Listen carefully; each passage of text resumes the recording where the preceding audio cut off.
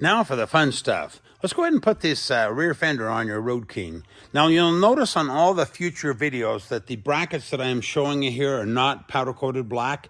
Yours will be black. The reason I do this is because it's really hard to see black when I'm doing these install videos. So keep in mind yours will be black. And then you'll notice I've got the fender all prepped ahead of time. I'll have the license plate light on, license plate mount. Yours will have the license plate mounted. And I also have the reinforcement strap fastened to the underside with a gator tape. So everything's pretty much ready to go. Let's put this bad boy on the bike.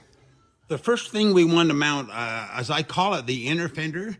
This is a piece that will go down inside in front of the rear tire like that.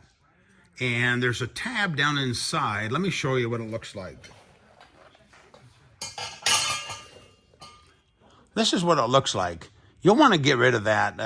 Stick a screwdriver or whatever down there and pry that loose, because you don't want to use that. We'll use a new bolt going through the hole.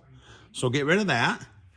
And then I'll show you where the bolt down below is going to go.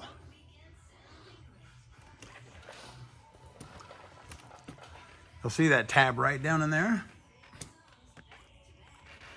Right here. That's where that bottom bolt is going to go.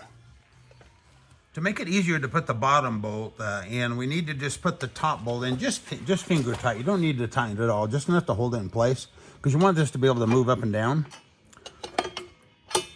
And then you'll notice the nylock nut on this side, then the bolt on this side. And that's where it goes, right in there.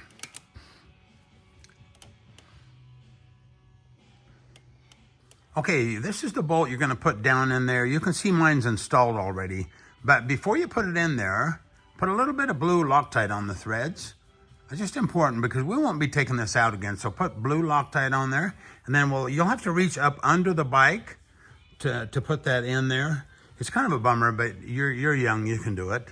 And then you'll notice my threads are sticking out longer than yours will. I don't have our bolts yet, so I had to use a little longer one. So anyway, I snugged that one up down below, and then I went ahead and tightened the one up here.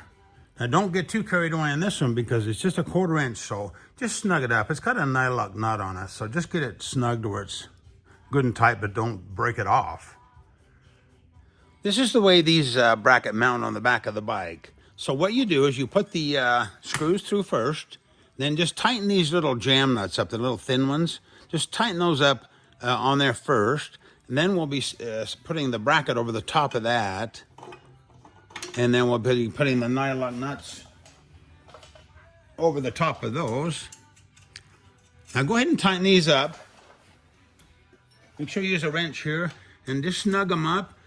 And then back them off just while they're just a little bit loose. Just a little bit of play in there. Okay, I laid the fender on the tire and I slid it up very carefully. You'll notice I put tape over these bolts here. So I didn't want to scratch this fender up. Even if I had touched it, I might have scratched it a little bit. So put a little tape on those. And then I used the nylock flange nut on the front. I just leave that loose so that fender will adjust back and forth. So do that. And then on the bottom side here, you'll notice I put the button head screws with the sealing washer, so that goes on top of the fender. And then underneath we have the nylock nut and the washer. So we've got the button head, sealing washer, and then on the bottom side the washer and the nylock nut. And like I say, just leave all this stuff just a little bit loose for now, because what we want to do is we want to put our seat pan on first, make sure it's going to clear this and doesn't hit your fender. So leave all this just a little bit loose. It's pretty much installed, which looks really nice. We just want to make sure we tighten it up last. Looks good.